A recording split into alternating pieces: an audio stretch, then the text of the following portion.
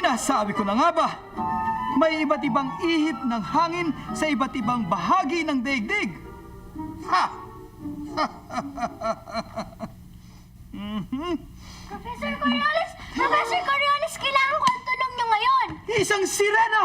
Ano ba ito? Hindi ho! Napuno na yata ng hangin ang Hindi, utak ko! Professor! Ako ho si Palikpik! Palikpik? Tiga SEC na eskwela. Kailangan ko ho ang tulong niyo ngayon tungkol sa misteryo ng pag-ihip ng hangin. Ihip ng hangin? Oo. Ako eksperto dyan, ha? Anong gagawin natin?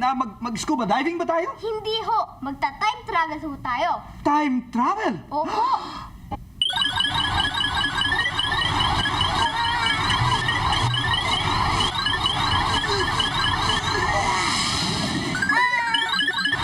Handa na ba kayo? Handa na po, Profesor? Bueno, ipakikita ko sa inyo kung ano ang epekto ng mainit at malamig na temperatura sa paggalaw ng hangin. Nakikita nyo ba ang mobile na ito? Ang mga mobile ay tinatawag na ganyan sapagkat ayan sila at gumagalaw. Ngayon, tingnan ninyo kapag inilagay natin ang dalawang kandila sa ilalim ng mobiles. Naku, mabilis ang takbo ng mga mobiles, oh. Natural! Sapagkat umiinit ang hangin at tumataas kapag mainit. Yan ang nagpapabilis ng takbo ng mga mobiles. Tingnan naman natin ngayon kung ano ang mangyayari kapag tinanggal natin ang dalawang kandila.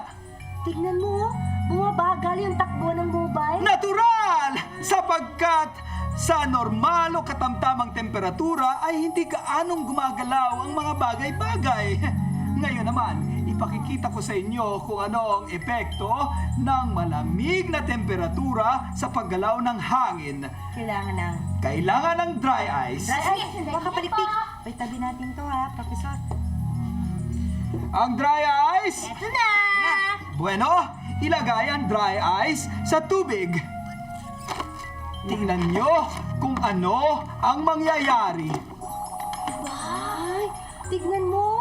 Pababa yung galaw ng hamog mula sa dry ice. Tumpak! Profesor, ito ba ay dahil malamig ang temperatura kaya pababa ang galaw? Ang galaw ng malamig na hangin ay pababa sapagkat ang malamig na hangin ay mas mabigat kaysa sa mainit na hangin.